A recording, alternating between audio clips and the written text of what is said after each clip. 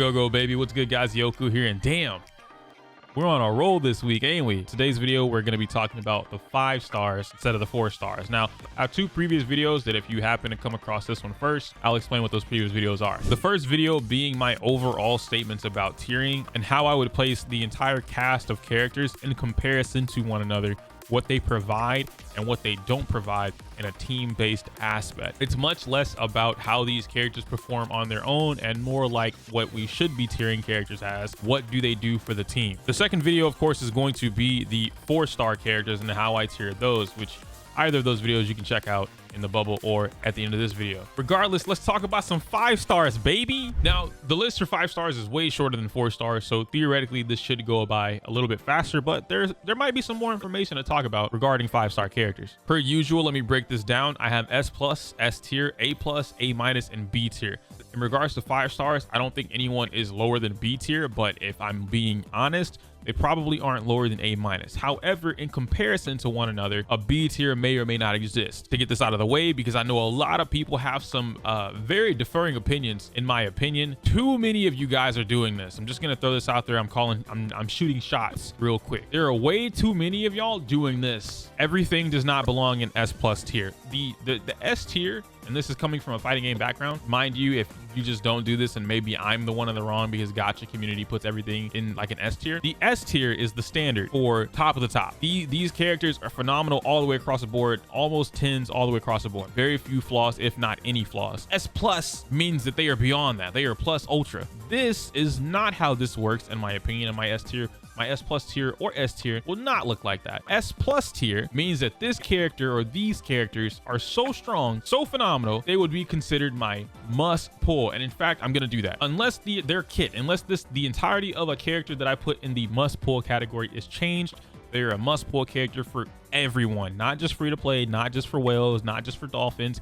Everybody should have this character in a game like Star Rail, and that character is Silverwolf. Unless they significantly change the way her kit performs, Silverwolf is by far the best character to have on any account in any Star Rail game, right? Any one person should have Silverwolf on their account. Silverwolf is the one to be in the S+ tier. She is a must pull character. It will take anyone's account from a 0 to a hero. Next up is going to be my S tier, and my S tier is gonna have Bronya in it. We all know how Bronya is. We all know that Bronya's strong. We all know that Bronya allows anybody to be able to repeat their turn. Bronya's kit is simply support, but it's a phenomenal amount of support and a very unique ability or passive or trait that she allows any one character to do, while also still being able to still put out some damage, right? She doesn't do an insane amount of damage, but she's still able to provide support for the team, shoot somebody if they need to, and then get some breaks here and there. She is not completely useless if she is not able to do her skill, and that's what's important. Bronya as a whole significantly buffs anybody in the game. If you've seen my previous video where I go over the tier list and I break it down in a grid format, Bronya goes at the very top in banana nut bread, and all the way to the right goes with everything, meaning that she goes with any dish, any team. You can slap Bronya on any team in the game and it will do work. She will always perform her best or at closer to her best on any team, and she is not a specific unit that needs a specific team. Next would be Welt. I think Welt goes right next to Bronya. I think these two alone pretty much allow you to do what you would want to do.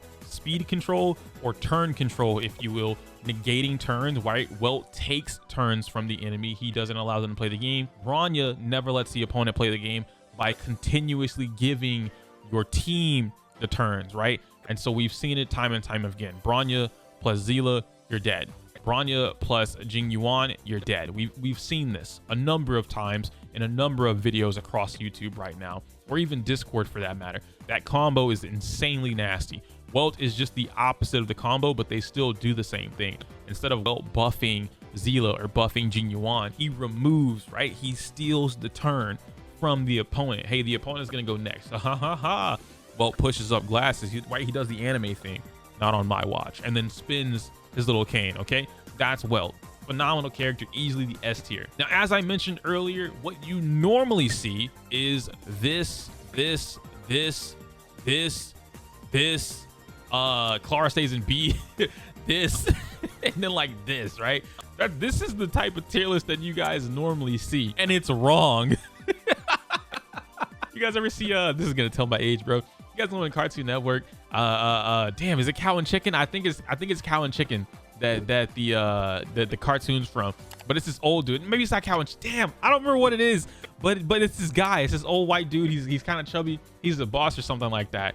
And he's yelling. He goes, but it's wrong. It's Secret Squirrel. It's gotta be Secret Squirrel, bro. Please, yo, somebody in the comments, please tell me it has to be Secret Squirrel. It's gotta be Secret Squirrel, bro. Anyway, back to my tier list before you guys see more of my personality and decide to subscribe. Normally, I would have something like this, right? Where these three in particular are in the S tier category. However, they are conditional, or at least Seele is conditional. Seele's conditional, which means I put her in A+ tier. Yangqing is not conditional, but I think that him and Seele are very close together because they do want to do the same thing. I think Jing Yuan is slightly weaker than these two. However, he makes up for it by being able to output an insanely large amount of damage to a multitude of enemies at one given time, and he has a persona. So Seele being conditional, we'll explain her for a little bit. Seele is cracked. This character, as far as single target DPS, is outstanding. She is able to one-shot enemies, do 40 to 50% of the HP through the enemy shield, right? If it's a boss character, she's able to do 40, 50% max or minimum through the enemy shield if she needs to, or if she's built out properly.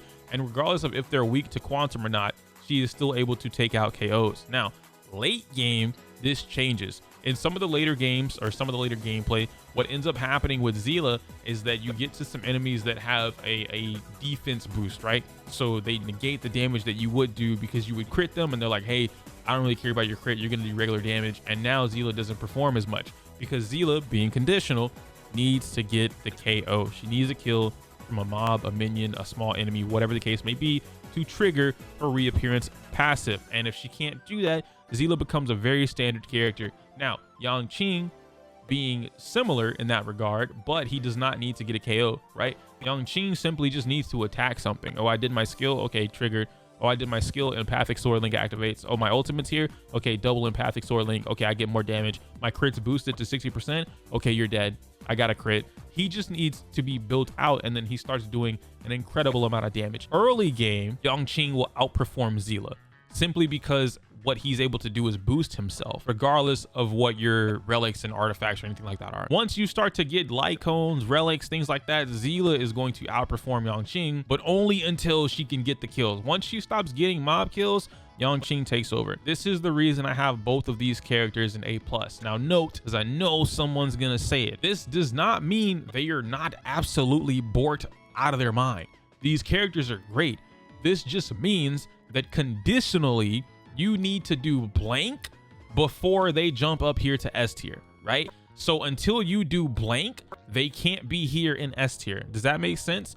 S tier characters will always do what they want and need to do for the team or themselves, regardless of a condition. Welt will always slow the enemy. He will always physically impair the enemy to help benefit the team. Whether or not you get it or don't get it for percentage values is a different circumstance. Bronya will always buff the teammate. She will always buff your single target DPS or your AoE target DPS, whatever the case may be.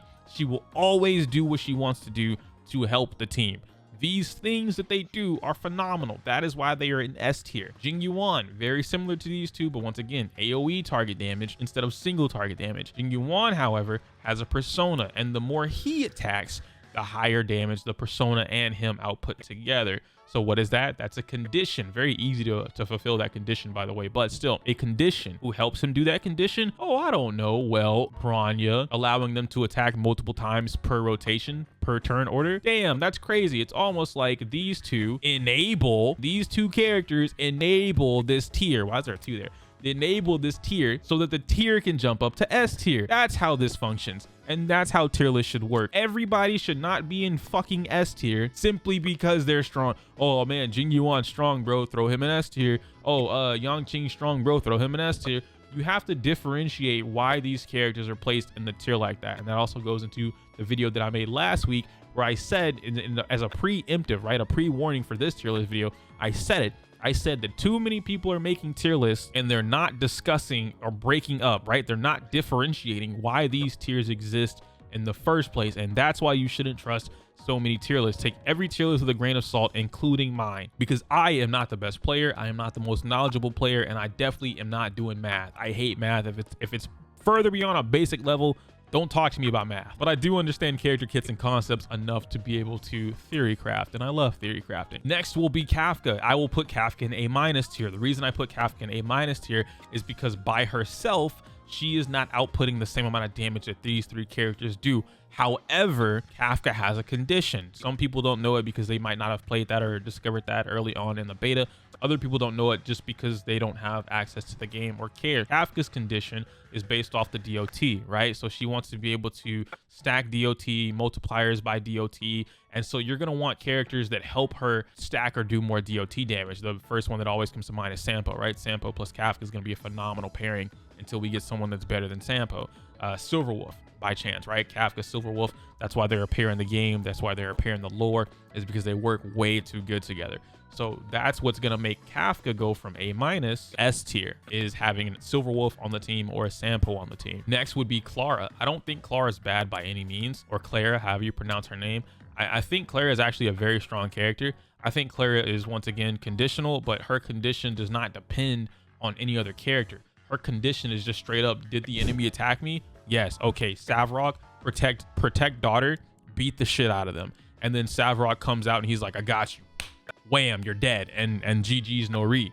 That is Clara's condition. So I think she is an A- tier simply because she needs to play completely differently than the rest of these characters. I was talking to Kai. Kai let me know that Clara plus Bronya do work together because Bronya allows Clara to build up her ultimate by giving her more turns to do regular attacks and whatnot. To my understanding, if Clara attacks, I was under the impression that she lets go of counter, right? Like her counter state goes away once Clara is able to take action. But if that's not the case, and all you have to do is click counter, and then you can attack no matter what, and you can counter at any point in time, then yes, Bronya plus Clara can work phenomenally together. Until otherwise stated, though, Clara's gonna be sitting here for me in the A- tier, jumps up here whenever you get counter and full counter status is active. Next is Bailu. Now, personally, I really want to put Bailu in S tier, and here's the thing. I don't think that Bailu doesn't belong in S tier. I just think that overall, when I'm looking at every character that we have in CBT3, you don't necessarily need Bailu. Bailu's great. She's awesome. She's fantastic. I love the little brat. But when you start introducing characters like Japard, March 7th, Natasha, where is it at? Fire MC. And then once you start having characters like these, you really don't see a lot of value coming from Bailu. Because yeah, you could pull her, and if you're very lucky, right? Let's say that you frame one pull Bailu as soon as you start the game, then of course Bailu's up here. She's gonna carry the hell out of your team. You never die. That's amazing. That's awesome. But overall, looking at the rest of the characters, right? There's not another Zila in the game. There's not another Yangqing in the game. There's not another Jing Yuan in the game. There's not another Kafka in the game. There's not another Clara in the game. These characters are unique in their own rights that you can't replace them. You can't like, oh, okay, well, I don't have Zila, so I'll make up for it by giving myself Dan Heng. No, they don't do the same thing at all. The closest thing to getting another Zila is Xu Sheng. And even then, it's just not outputting the same amount. She's not taking her turn in the same manner, but it is very similar in that regard. Yangqing, no, I don't know who said this. Dan Heng is not a mini version of Yangqing. They just don't work the same at all. So on paper, and if none of these characters existed, if no other character existed, right? None of the ones that I just put up here, I do believe Bailu would be considered S tier. Because now what you get, S tier is basically support. You want to see something funny? Look at this. That's your S tier. S tier stands for support, phenomenal support. Bailu is going to bring you just that. She's going to bring you the heals. She's going to bring you overhealing. She's going to bring you the res. You pretty much never have to worry about dying if you carry Bailu. And there will be a lot of circumstances where, like Simulated Universe or Forgotten Hall, where you do die and you can't res. Maybe you used your res already. Maybe you don't have res unlocked. But hey, guess what? Bailu, you got a Bailu. Bailu can res for you at any point in time in any game, right? Any battle that you do, battle sequence that you do, she can always get that res off. So it's great. I do think Bailu is S tier here in this bubble of 5 stars. Overall though, I would probably put Bailu in A-, maybe A+. Luchua, similar, very same thing. They're one in what. Last, we have these two characters, both Japard and Himiko, who I also think are kind of floating around in B tier for me. I really want to put Himiko somewhere in the A tier, right? Definitely not A plus. So it's really A minus or B tier. But I think with Himiko, in Himiko's case, Himiko is just a little too average, if that makes sense, especially in comparison to all the other characters. She doesn't do a large amount of damage. She doesn't have a speed boosting mechanic. She doesn't apply shields. She doesn't heal. She doesn't do anything for the team besides whenever you get when you get 3 breaks on the enemy, then she gets her little AoE thing that cut, you guys know what I'm talking about, right? That she gets that's awesome. I love that. Once again, conditional. And I feel like if Himiko was able to output just maybe even like 25% more fire damage, 25% more damage by herself, not conditional, then I think I would be willing to put her in A minus. And the same can be said about Gepard. Gepard has the shield, and when his ultimate happens, he shields everybody for 2 turns guaranteed, but he also applies damage using his ultimate, and that's awesome. But I think maybe if Gepard was able to do something similar to March 7, where it's like, or even Fire MC, if Gepard was like, hey, I've attacked the enemy, while attacking the enemy, I will now apply a shield to my teammate. Or my skill is to be able to taunt the enemy and then redirect their attack while also putting up a shield for myself. And for those that have played JRPGs, there are a number of characters or situations that do this, right? We most commonly refer to them as tanks, and Gepard is technically classified as a tank. He should be able to do something like this, right? Or a white knight, a paladin, whatever class you're familiar with. Gepard's skill should have been something where he redirects the attack, puts up a shield for himself, and that way he doesn't really take any damage from that, or he takes a largely mitigated, reduced amount of damage. Did I just use 2 different words? Whatever. He does that. And then that would be a better sense for Gepard. Then I would put Gepard somewhere around the S tier, if I'm being honest. Being able to redirect the attack from any enemy or any one opponent, whatever the case may be, or all opponents for that matter, and still apply shield from an ultimate while dealing damage. Gepard would be an amazing fucking character, but he doesn't do that. And so ultimately, this would be my 5-star tier list. I would have these in S plus. These are my S tiers, my A plus, A minus, and B. And I'll also post this in the community post, just like I've done the previous ones. And that's kind of a cool thing that I've been doing, right? I'll give you the tier list before the video so you can talk about it and discuss. So if you want to be a part of that, feel free to engage, subscribe, and react or whatever. Engage with my community posts. I like to get a little bit more active here and talk with you guys. But if you want something a little bit quicker, more personable, then you can join my Discord, which will have a pinned comment with a link down below of this video. And without further ado, I'm gonna get out of here. If you want to watch the rest of the tier list videos, they will pop up somewhere around here. But if you want to watch the tier list video where I kind of tell you guys about everything overall, it'll pop up over here. Anyway, I can't say my usual outro because it's inappropriate for YouTube. Smell you later.